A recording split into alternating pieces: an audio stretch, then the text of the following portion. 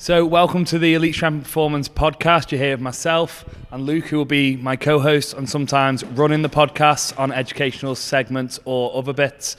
Today we've got with us Adam Williams, who is 4 weeks out from show date. So we're just going to have a chat with him about his training, how it's going. So first off, Ad, how are you feeling? Yeah, feeling all right. It's not been too hard, except from the days he drops a few 100 calories at once, and then it just takes a few days to kind of accustom to it, and then I'm all right again. So I only had one or two wobbles, I'd say, not like going off the wagon sort of thing, but no, it's been all right. Feel good. Strength's still all right. Appetite's not too bad. I'm not starving every day. So yeah, it's fine. So when you decided to compete, what was it which, because you've trained for years, you know, we've known each other for years, and you've always trained and you've always had a little bit of desire to compete. Why this year? To be honest, it's because I always go away a couple times a year. So for the first time, I'm kind of in the country because of COVID, stuck in the country for a good year. I thought it's the only time I can grow some tissue and do a proper prep without going away and kind of getting back out of shape again. So I thought it was probably a better time to do it. But just really, like you said, I trained for years. I wanted something to show for it. And I thought now's probably a time I've got a good amount of muscle on me for the first time. I've been a bit happy with my shape early. So if you beat all these people or you come top three or something, basically the reason why you beat them, people working really hard, is because you can't go on holiday. Exactly that. Exactly. You got to choose one or the other. I like it. Yeah. So who is your coach, if you want to give them a mention? Craig Madden, or is The Blade on Instagram.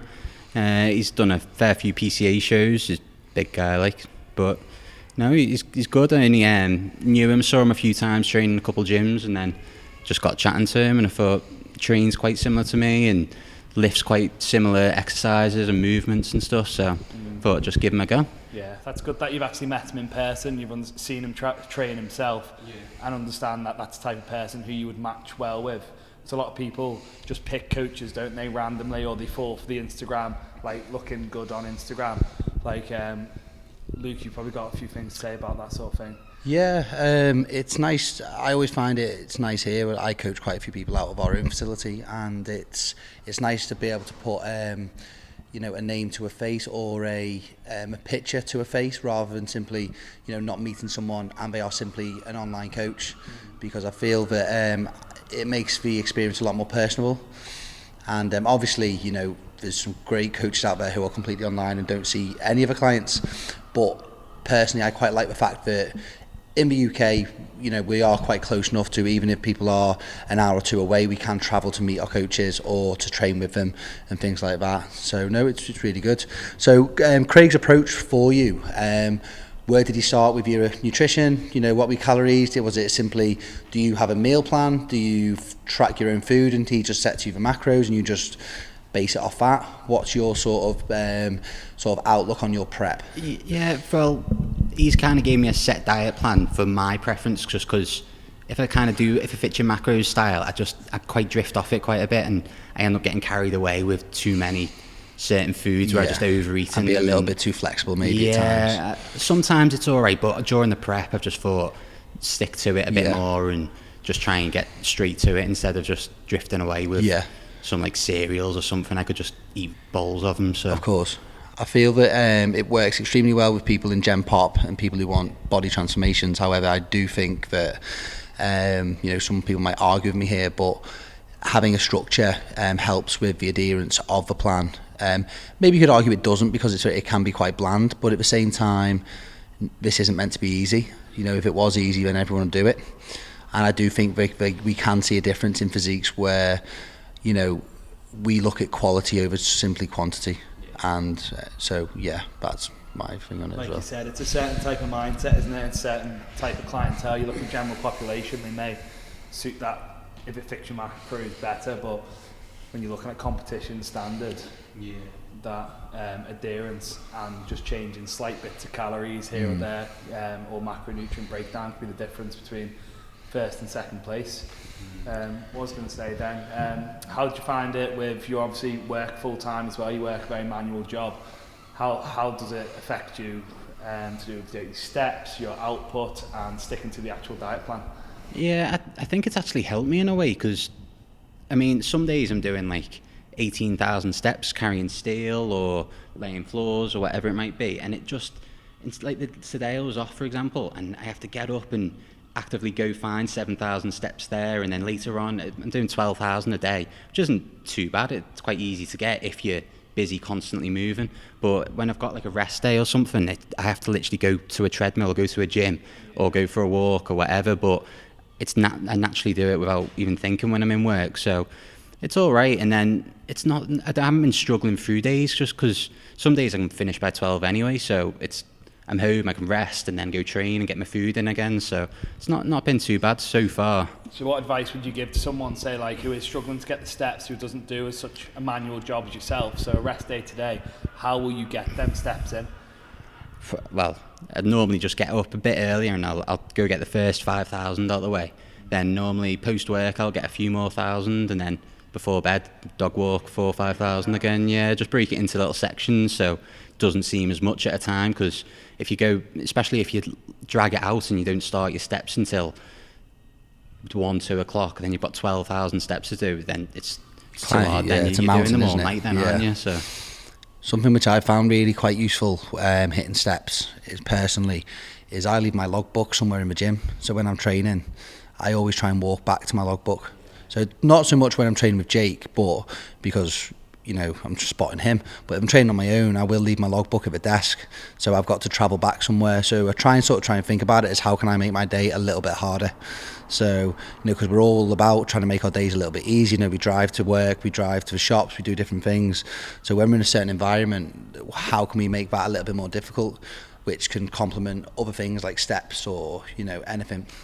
So it is about that. And I think for Gen Pop and for people who are struggling to hit steps, it's the reason why they might struggle to hit steps is because they aren't thinking maybe outside the box. They are working an office job, but they can move around, they can use stairs instead of elevators and different things, and just tweaking your lifestyle, like you said, walking to the shop instead of jumping in a car, because realistically everyone's got that spare time. They go home, they'll stick Netflix on, but walking an extra 20 minutes there and back to a shop, that's half the steps. And I think people underestimate the value of NEAT as well, so non-exercise activity thermogenesis, which is actually probably more beneficial to a lot of clients I've worked with than actually structured cardio, because structured cardio has its place, but then you don't want to be giving a lot of people structured cardio, but you can say, I just want you to move more.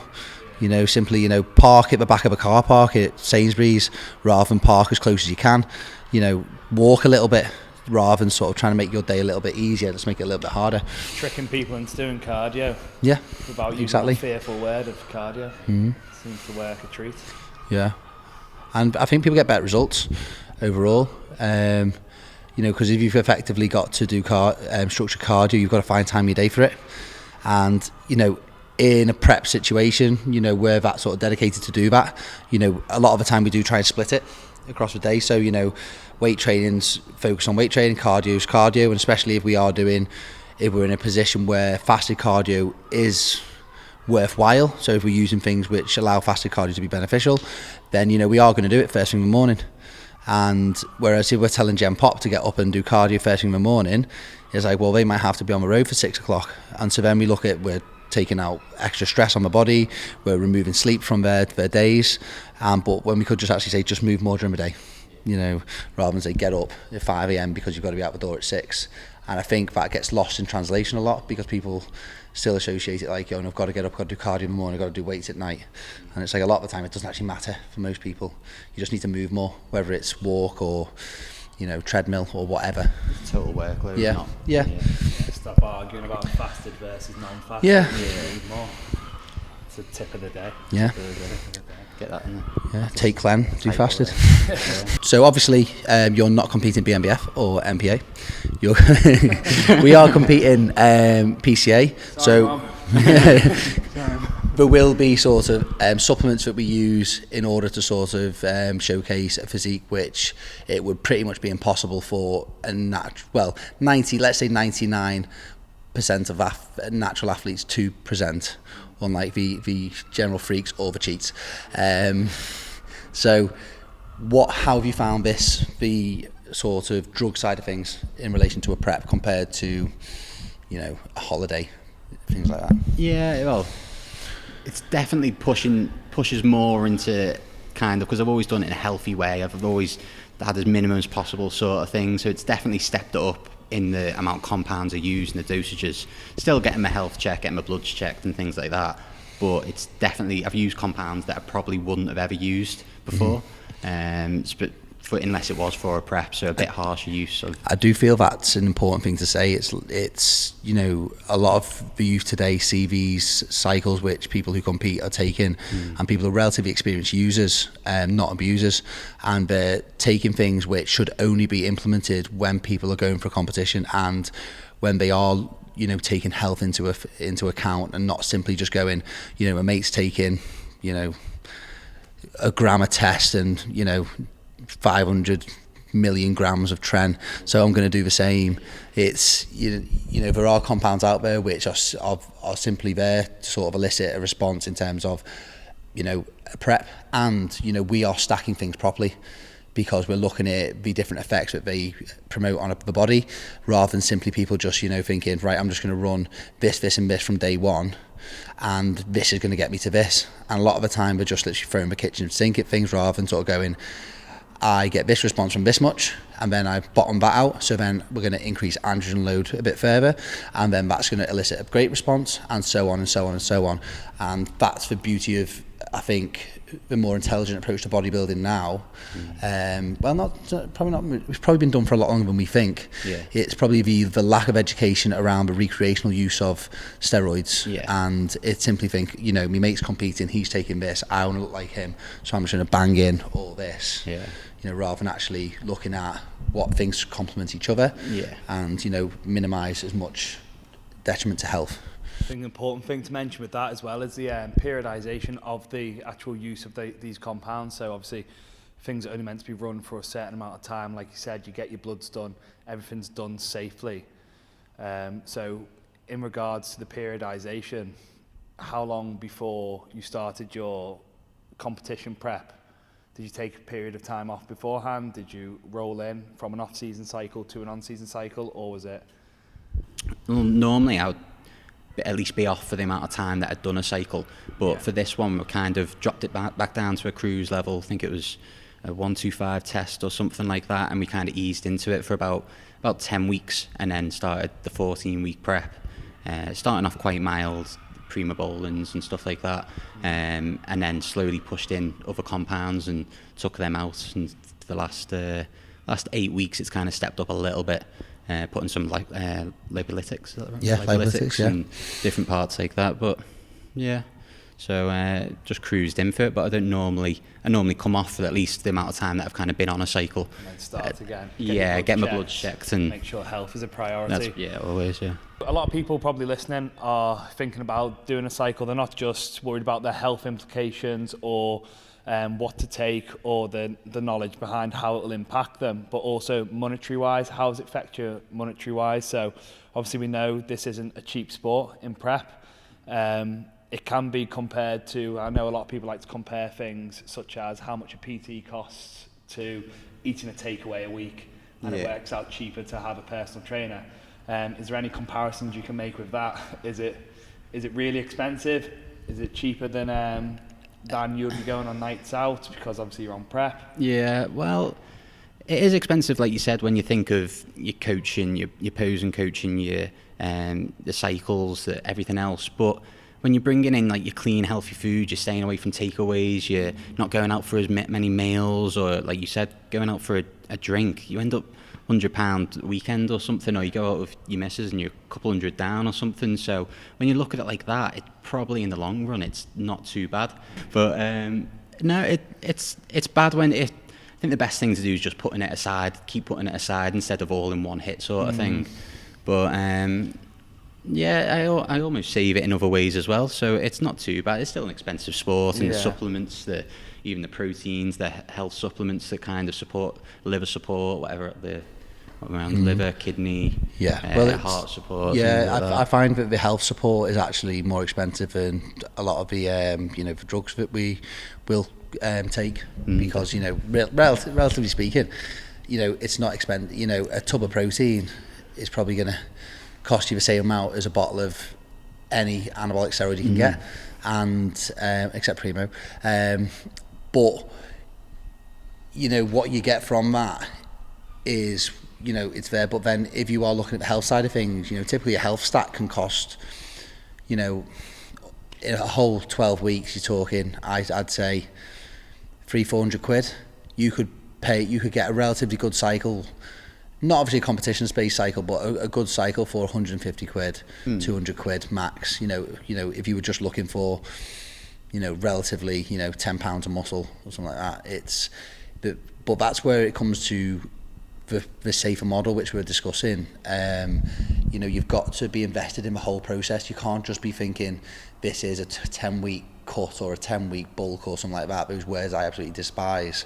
You know, it's, if you can't afford the stuff which you've got to do on top of it, then it's not for you.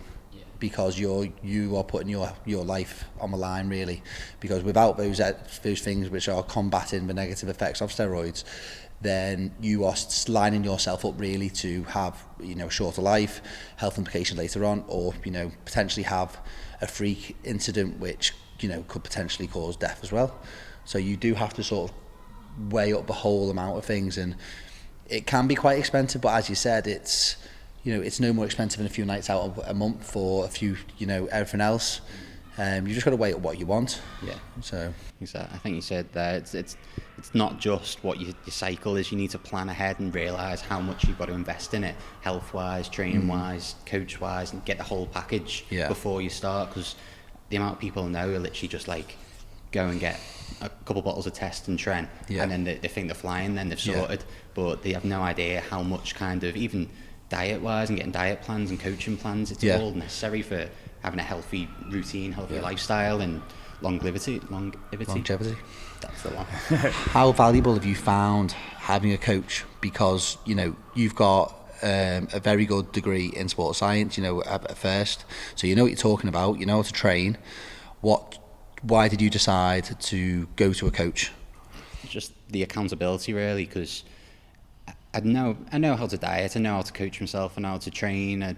I've got a good knowledge around it all, but just staying consistent and weekend. Every time I go in the kitchen looking at a little extra 10 grams, 20 grams or extra bowl of cereal, I know I've got someone to kind of answer for. When I go to check in, he's like, you haven't progressed as much as you should have, or you haven't done as much cardio. I've got someone to explain myself to almost, and it's just the accountability that I needed, really. And the sort of, I imagine the financial investment plays a part in it as well, because you're financially invested in a coach, you know, otherwise you're pissing your money up the wall, aren't you? So, you know, if you don't listen, it's kind of like, well, why am I doing this? Is it so that you can justify that you're not listening, or is it because you want that sort of, what you're saying, the accountability and to take your head out of the equation? Because I know that one of the reasons I went to a coach was because I sit there writing so many programs and I go, ooh, I like the look of this.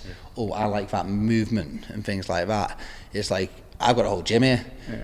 I haven't swayed off my program for 12-15 weeks, and I've got a new piece of kit in here which I haven't tried yet.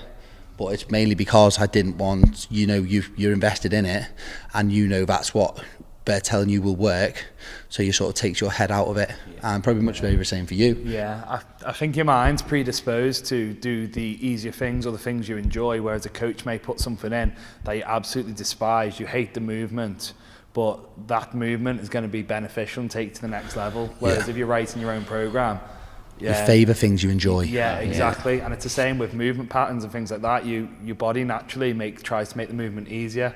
And that's why form comes into it to play.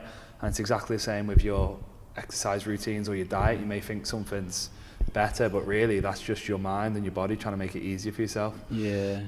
Especially weaknesses as well, because I've got set like leg day, I'll always come in and I'll get the heavy stuff, the hard stuff out of the way, but realistically now I've got a coach, I need to come in and I just need to smash hamstrings first. I need to do the RDLs, I need to get the curls out and then go on to, because quads are my dominant leg part. For most of us, you know, we spent years and years simply squatting, leg pressing, hack squatting, doing 20-30 sets, you know, with drop sets, and then just going, right, end of the session, let's just do 2 sets of RDLs and then a leg curl. But by the time you get there, you're just kind of like, kind of fucked here. And now we're all wearing trousers on holiday because we've got no calves. It's pair of rugby socks and you're alright. Yeah. Talk for yourself. Yeah. Or crop its legs out. Yeah. I just was born with mine. My mum had a terrible time getting me out. On the calf. Stuck in with one calf. Talking about your foot. Dragging me. Head came out fine. Other than this, obviously elite. Obviously, other than elite. Favourite gyms you've trained out of? Oh, favourite gyms. And I'd like a reason for why. All right. I quite like. I'm not even sure. Is it? I don't even know what it's called. BX. What's the one in? Is it FX? No, FX, yeah, I've heard of it. Body FX. Body FX. But yeah, where's that? Is that? Witness? Oh, is it? Yeah. Yeah, somewhere around there. Something with a W. Yeah, on the way back from Manchester a few Try times. not to go anywhere if it starts with W. Warrington, Witness. Yeah, it's all around there. Mainly just because it's quite dingy, hardcore, old school. Yeah. What we kind of used to train, like Rockies, very similar to like a rock. How can I say that? Very similar to like Rockies and the old sort of hardcore gyms that we used to train at. Where we learned I don't think it's called trades. Rockies now anyway, so I won't worry about it. I think Yeah. it's been Good Bodies Good and Boys. then Average Johns now. Yeah. Or Ockies when it falls down. Or him. Yeah. And to be honest, what I've been finding on prep as well, when I've been working away, it's quite enjoyable going to different gyms, which I've never really liked, because I like to stay consistent on progression with the same equipment or the same brands or whatever. But seeing different people train, and even like the odd little compliments from someone who you've never met, just like, oh, you're looking in good shape, you're doing a show or something, a good little motivation boost when you're feeling a bit shit or something. So that's helped. But yeah, and then the only gym I train at is Flex in Flint, and sometimes go to Iron Asylum. But where's Iron Asylum? Is that the one with red and black? Yeah, yeah. Molde, somewhere around there. I was thinking of the other one, which wasn't it a clothing brand called Iron Asylum or something like that? What, years ago? Yeah, it's like t-shirts. For Iron, I think. No, something like Iron Asylum or. Do you remember them big black t-shirts? We had the Oh t-shirts. yeah. The monster ones. Yeah. I remember. I think That's what I was that's thinking your of one. then. Yeah. Still going strong. Yeah. But no, to be honest, I just like using the. Yeah. We have been a sucker for, all of us have been a sucker for like proper gyms, you know. Yeah. If we've ever been to a chain or commercial gym, we've never really lasted long. It's been a bridge gap, hasn't it? Yeah. It's got more than 4 treadmills. I don't want to train that. Yeah. It's far too many. Yeah. But no, And PTs in uniforms. Yeah. I think the environment's what makes it for me though, because I've been to gyms with great equipment, but I just can't really connect with anything, and I'd lose interest. I don't lose interest, but I just start flagging round and just not pushing myself. But just seeing like an environment where they're kind of pushing forward, it makes me want to kind of push harder in every rep and fight for a few last reps or something. Obviously, that's what we're trying to build here, isn't it? So there's a support structure in place. Obviously, we've trained tonight, which is probably the best session in ages. Probably the last time we've all met up for a session, 2 years or definitely 2 years or longer. Long time. Yeah. But it's all having the support structure, everyone looking to push forward to competition level, and that's what breeds the culture, I think. Yeah. So that's why it's really important to pick a gym that suits you best. Yeah. And you know, we've got like many faces in elite. It's like, it's not just about people who compete, but everyone in here wants to work hard, which is the main thing, and that's why everyone gets on. And I think that's why it is definitely more like a community or a youth club than, not that we're all very young anymore, than simply you just come in and train, because you do come in, you have a conversation, and everyone knows each other's faces, and you know, you always feel at home. Yeah. So you know, I think one of the biggest things for gyms is, you know, you walk in somewhere, and if you feel intimidated from a moment, you're not going to have a good session. So if you feel welcome, you know, or at ease, you're going to therefore have a good session. Yeah. Yes, Callum? We just got a question from a fan. Can't say that again. Either behind the desk or upstairs, there's my cooler bag. Yeah. I forgot it from this morning. There's a meal in there. Can you chuck it in the fridge for me? Yeah, you growth hormones in there as well, Callum. Cool. Thank you. Okay, I'll put it in the fridge. Yes. All right. Can you put the chicken in the fridge for me so it doesn't go up? Yeah, I will do. Should be alright if it's in a cooler bag all day, shouldn't it? Yeah, it'll be fine. If you get the shits, you get the shits. Exactly. Gains. Right, mate. See you in a bit. See you later. You doing the podcast? Yeah, you're on it.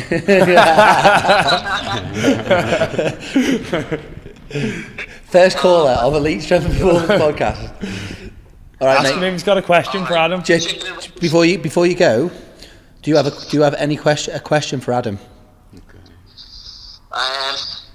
are you going to start training calves? Good job. You're on a phone, mate. Yeah. Good job. I've never got an answer to it. Have a good evening, guys. See you later. See you later. We should have put up a Q&A, really. Yeah. We should have. Next time. But yeah. Good question. Obviously, you know, your fiance is supportive of your bodybuilding. Have you found it a struggle? Has it been easy, or obviously I know that you want to be able to take her out and things like that, but she's aware that you can't. You know, how have you found it? Because you are quite a sociable person. You do a lot of things together, but obviously with this comes a lot of stuff you can't do. You know, go for meals and go for a drink. Yeah, she is very supportive, in fairness. She, at the start, she really didn't understand kind of, especially prep. She understood my lifestyle as a bodybuilder, sort of enjoying it, going train, structured diet or whatever, but that was where I could go for a meal out, or we could go for drinks or whatever it is. I think kind of that trial period before my prep, she started to realise that I've kind of got one goal and I need to really focus in. If we do go out, I'm just going to have to take my own meal or eat before we go, and she can still drink and I'll drive or whatever it is. But it has really helped that she's supportive and on board with it all, because I just stress-free when I get in, and she's made meals for you when you're a bit knackered, or she just knows that not to tempt you with certain things, or something as easy as when I say like, oh, I'm going to make my food now, do you want anything? She'll be like, oh, the same every single time. And she's like, oh, I won't have a Domino's or anything because I don't want to eat it near you, or I don't want to, and little things like that, they really do help her, especially in the last few weeks, because 2 weeks out, if they're going out for meals and they're bringing back Domino's and things like that, I imagine it'd get pretty hard then and start to struggle. Do you find yourself a bit more food obsessed now? Do you spend time watching anything, or do you like the smell of certain things? I ask people a lot of time what they're eating. Yeah. So like the amount of people that were like, oh, I'm going to get some food, and like, what are you eating? It's a little bit not kind of just creepy. random people you see in the street, no. Sometimes, no, yeah. That guy outside. Yeah. I just look around the trolleys while they're walking around. But ooh, that looks nice. Yeah. But my taste is definitely a lot more refined, is it? Yeah. It's just literally the littlest things that I'll taste. It could be my cream of rice or a bowl of cereal, which I take a mouthful now. I'm like, well, it tastes amazing. Yeah. But in the past, what size spoon do you use? Yeah, like a little teaspoon. It's getting smaller. You know, it's the last round of prep when you go to teaspoons. Yeah, it's when I get a chopstick out next week. We've got a problem. But yeah, you're fucked. Yeah. I heard about you and chopsticks. But yeah. So Adam, what would you do if you had a partner who wasn't very supportive of your goal? You've just got to bin them off, really. You've just got to focus on yourself. And smart move. Yeah, go single for 12 weeks, it'll be alright. Yeah. If you want them back, get them back. Yeah. Obviously, your dieting, your testosterone's going to be high, but your energy level's going to be low, your fats are going to be low. So really, being single doesn't really matter, because you're not going to be able to get an erection. To get some peanut butter. Yeah, 10 grams of peanut. A bit of tomato ketchup. Sorted. So awesome chatting with you, Adam. So we'll be doing this again post-show. We'll be getting thoughts and feelings after the process as well. Yeah. You know, it's reflection. Yeah, exactly. So we'll go through it all again, see what's happened. People want to get updates, so we'll go again in 4 weeks. Yeah, definitely. Probably. Look forward to it. So really exciting. All the best. You know, we'll save that up until the day, and we'll be there on the day. But thank you for coming on. Yeah, first attempt at podcast. So let us know what you think. Obviously, it's going to get better as we go along. But it's been easy with Adam because we know him. We'll ask more in-depth questions as we go along. We get better at this. Probably more inappropriate questions when we feel more comfortable. Didn't actually have a script. We didn't actually write down any questions either, so we just sort of went ad-lib. Yeah, next time maybe a Q&A will be handy on there. Everybody who knows us personally, probably a lot of gym goers from Elite will use this podcast to listen to. So let us know in the gym in person or however, but we will roll out. Thank you very much. Good night. Hit like, subscribe and all that.